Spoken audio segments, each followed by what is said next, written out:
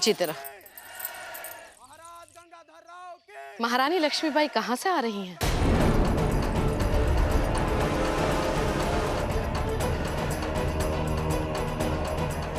जिनका मन अपराध बोध होता है, उनकी वाणी और बुद्धि दोनों साथ छोड़ देती। श्री जी, हमने कोई अपराध किया ही नहीं, तो अपराध बोध कैसा? देखा रावबा, यह है हमारी महारानी की विलक्षणता। परंतु तुम्हारी पत्नी ये नहीं जानती कि विलक्षणता का मतलब आजादी नहीं होता।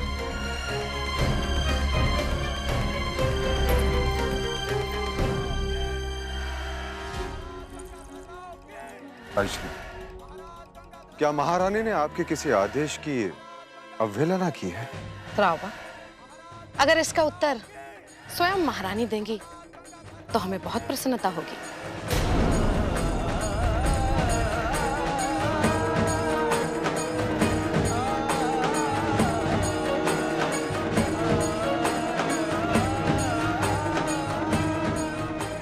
परंतु रावबा, ये उत्तर कैसे देंगी?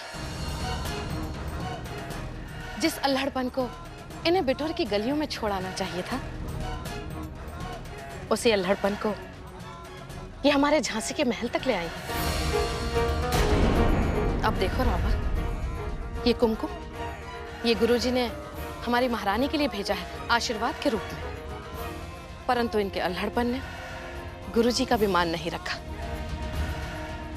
अपने पैरों में ले आए।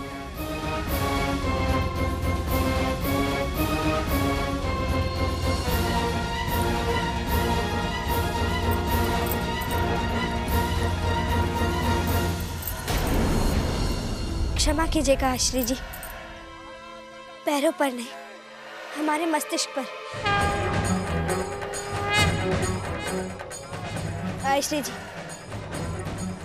आशीर्वाद सिर पर हाथ रखकर दिया जाता है और गुरुजी का यह आशीर्वाद हमारे मस्तिष्क पर ही गिरा है। इसका मतलब गुरुजी का आशीर्वाद हमें प्राप्त हो गया।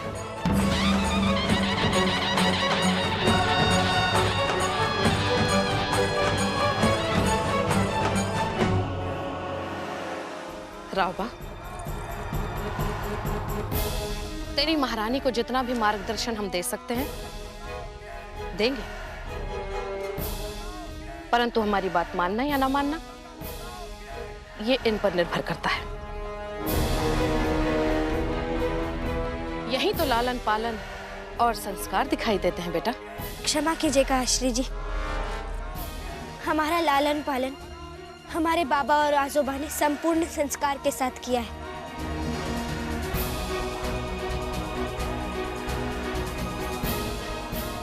और हमें सदैव सत्य कहने और सही मार्ग पर चलने का साहस दिया है। बस रावबा, तेरी महारानी ने एक महारानी की गरिमा को तोड़ा है, इस राज्य घराने के मर्यादा को तोड़ा है। हमसे आज्ञा लिए बिना ये अपने पिताश्री से मिली। रावबा उस पिताश्री से जिसने निवालकर घराने के नाम को, उसकी गरिमा को कलंकित किया।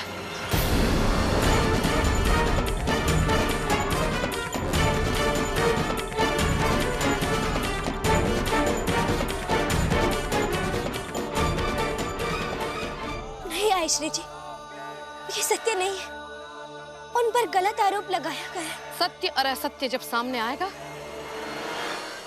तो हमारा रावबा फैसला करेगा।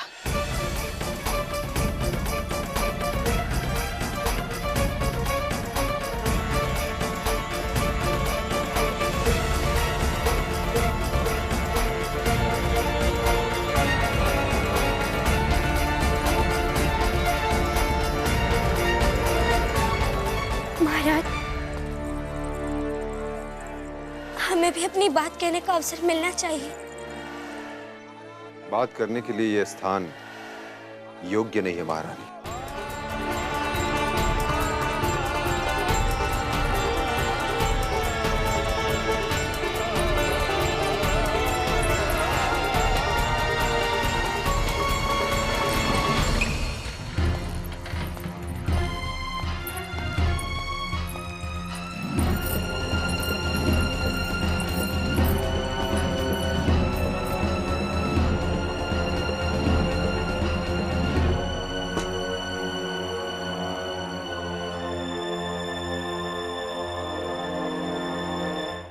हमने ईश्वर को नहीं देखा,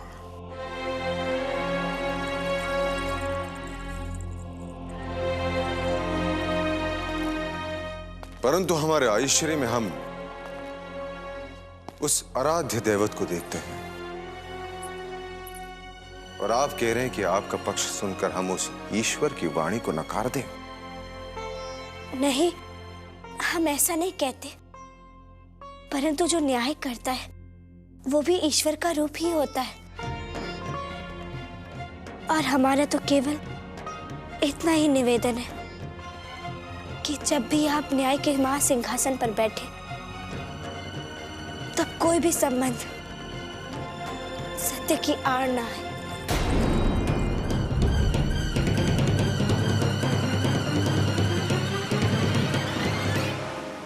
आप अपने कक्ष में जाएं। परंतु आप अपनी गरिमा भूल रही हैं महारानी।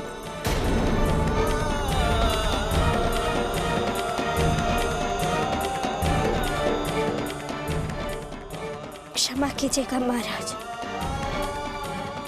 बड़े से बड़े अपराधी को भी अपना पक्ष रखने का अवसर दिया जाता है।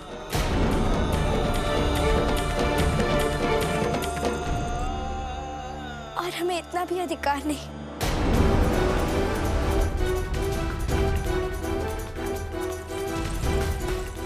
आपको यह अवसर अवश्य दिया जाएगा महारानी, परंतु एक बात का आप ध्यान रखिए कि हमारी ऐश्वर्य एक कुलीन और विद्यावान स्त्री है। उनका आदर करना और सदैव उनकी आज्ञा का पालन करना हमारे लिए सत्य है। और हमें आशा है कि आपको इस सत्य का पालन करने में कोई कठिनाई नहीं होगी।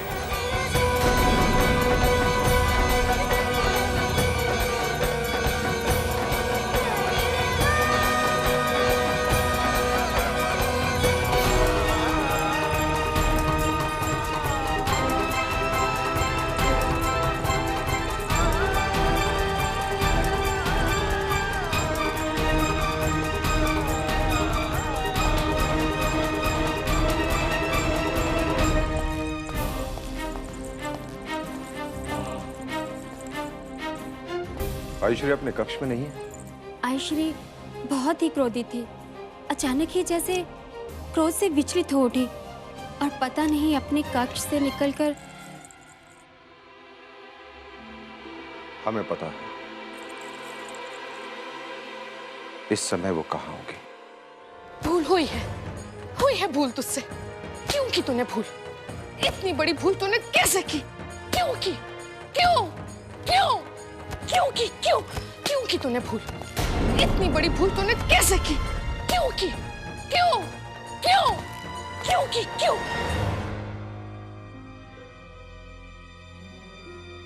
आपका हाथ क्यों रख गया ऐश्वर्य? भूल हमसे हुई है तो दंड भी हमें ही मिलना चाहिए।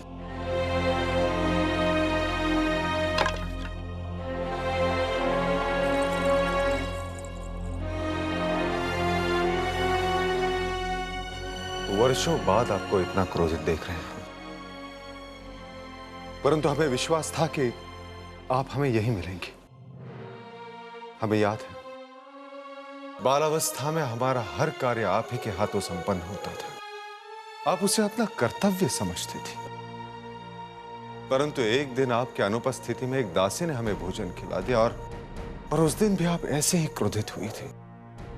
हम पर विश्वास कीजिए ऐश्वर्य, हम आप ही की प्रतीक्षा कर रहे थे, परंतु बाबा के आदेश पर हमें भोजन करना पड़ा। भूल उस दिन भी हमारी नहीं थी और आज भूल आज भी हमारी नहीं है।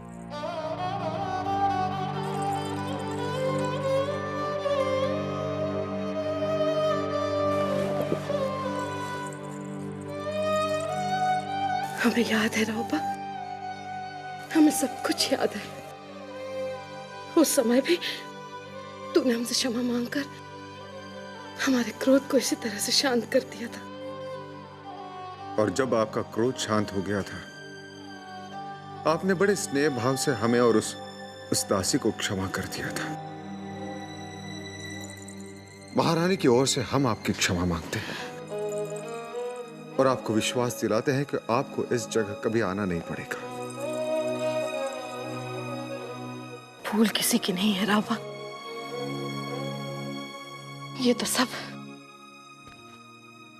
ये सब नियति का खेल था। अगर नियति ने ये खेल ना खेला होता तो तेरे विवाह की बात होने से पहले हम यहां होते।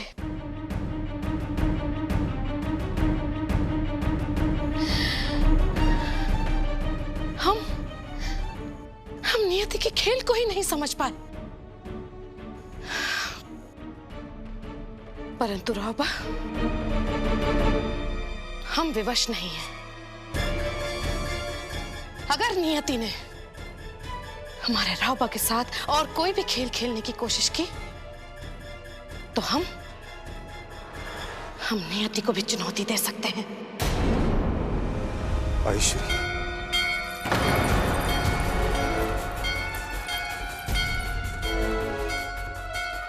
ये इस समय न्याय की गुहार पे कौन आया है?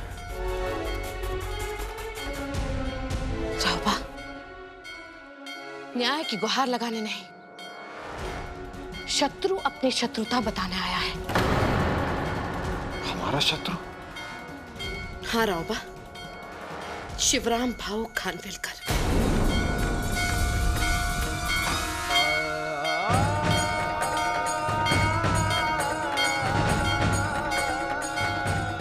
क्या आज न्याय बहरा हो गया है? न्याय को एक पीड़ित पिता की आवाज सुनाई नहीं दे रही, जिसके संबंधियों ने हमारे कुल की गरिमा को कलंकित किया है। न्याय करो महाराज, न्याय करो, न्याय करो महाराज, न्याय करो महाराज, न्याय करो, न्याय करो महाराज, न्याय करो महाराज,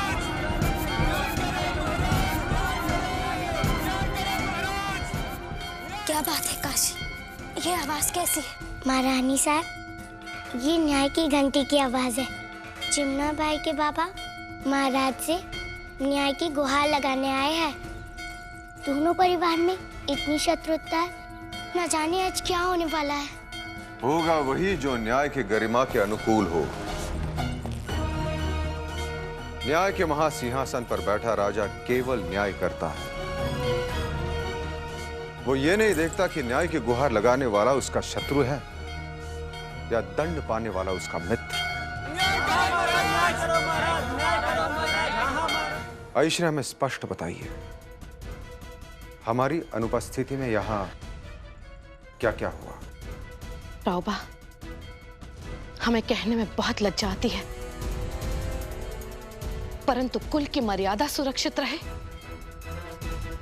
इसलिए हमें वाणी की लज्जा का परित्याग करना ही होगा बेटा। केवल इतना कहना ही उपयुक्त होगा।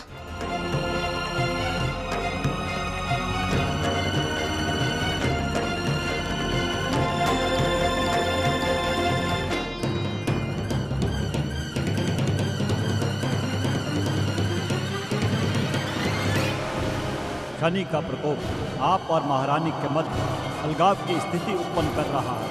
राबा, बेटा क्या सोच रहा है? राबा, ये समय एक राजा के न्याय की असली परीक्षा का है। न्याय करो महाराज, न्याय करो। और हम अच्छी तरह से जानते हैं कि तू एक न्याय प्रिय राजा है। और एक न्याय प्रिय राजा इस बात से भली भांति परिचित होता है कि अपराधी के स्थान पर केवल एक अपराधी ही हो सकता है। ना वो भाई होता है, ना पिता, ना मां होती है और ना ही पत्नी।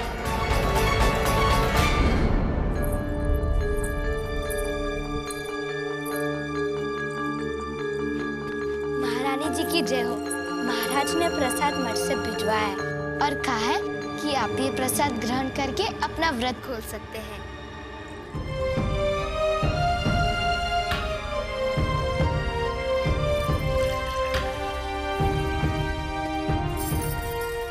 ये क्या महारानी जी, आपने तो उपवास खोला ही नहीं। हमारा उपवास पूरा नहीं हुआ है काशी। ये क्या कह रही है आप? महाराज तो मठ से लौट आए हैं, तो व्रत पूरा हो गया है। हमारी आजी साहब कहा करती थी कि जिसके लिए उपवास रखा जाता है उसी के हाथों उपवास खोला भी जाता है। परंतु महाराज तो दरबार जाने की तैयारी कर रहे हैं, तो आप कब तक यहाँ पे भूखी प्यासी बैठी रहेंगी?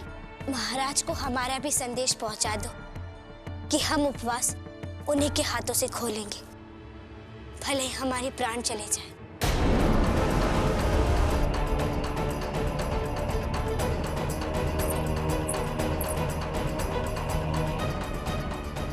यहाँ खड़ी क्यों? हमारे आदेश का पालन करो।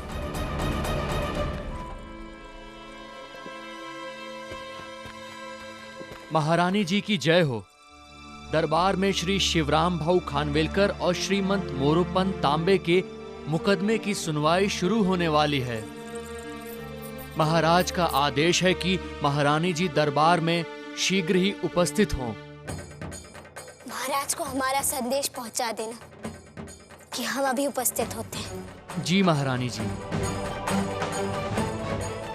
अब तो हम ये उपवास तभी खोलेंगे जब सत्य सामने आएगा।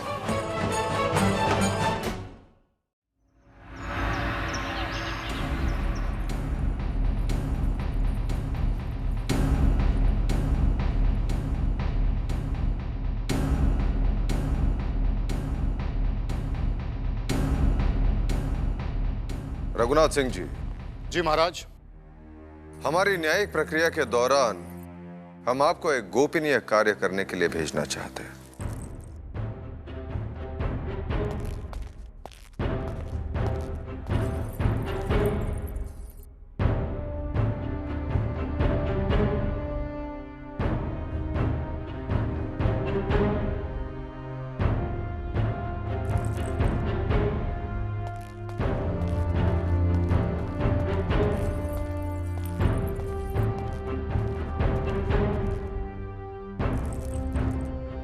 न्याय प्रक्रिया आरंभ की जाए।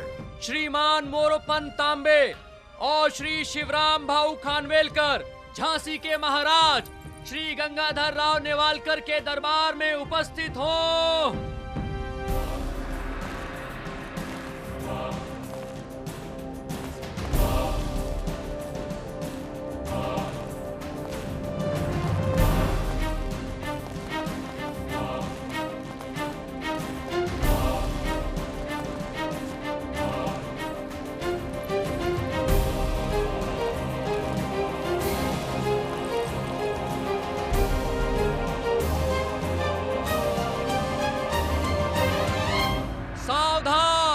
रानी लक्ष्मीबाई दरबार में पधार रही हैं।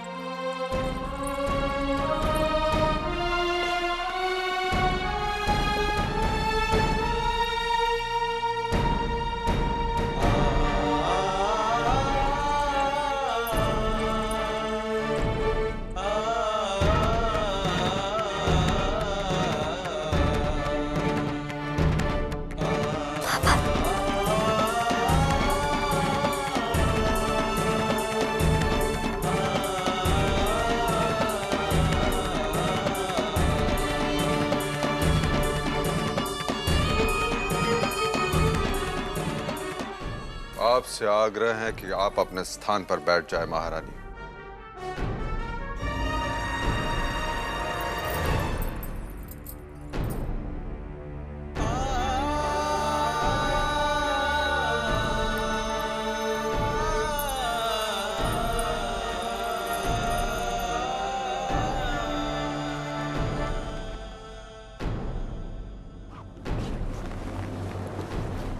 शिवराम भाऊ खानवेलकर, आप अपना पक्ष दरबार के सामने प्रस्तुत कर सकते हैं। हमें हर्ष है कि आप हमें निडर होकर अपना पक्ष रखने का अवसर दे रहे हैं, परंतु यह भी सत्य है कि मेरे पक्ष रखने के उपरांत सामने आने वाले नामों में आपके निजी संबंधियों के नाम शामिल हैं।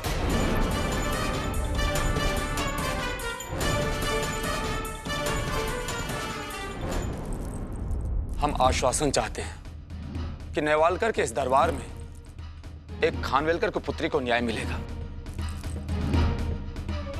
खानवेलकर और नेवालकर घरानों की वर्षों की शत्रुता आपके न्याय की राह में नहीं आएगी। शिवराम भाऊ, न्याय के इस महासिंहासन पर कोई नेवालकर परिवार का सदस्य नहीं बैठा है, परंतु झांसी नरेश विराजमान है।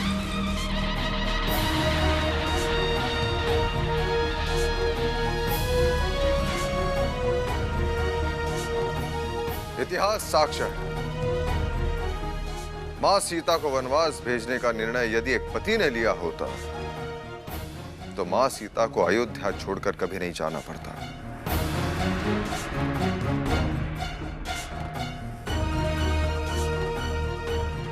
परंतु वो निर्णय अयोध्या के राजा मर्यादा पुरुषोत्तम प्रभु रामचंद्र ने लिया था।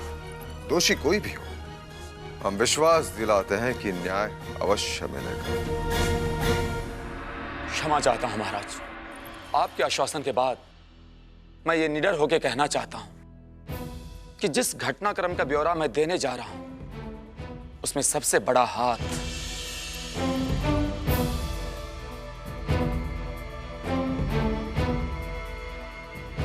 आपकी पत्नी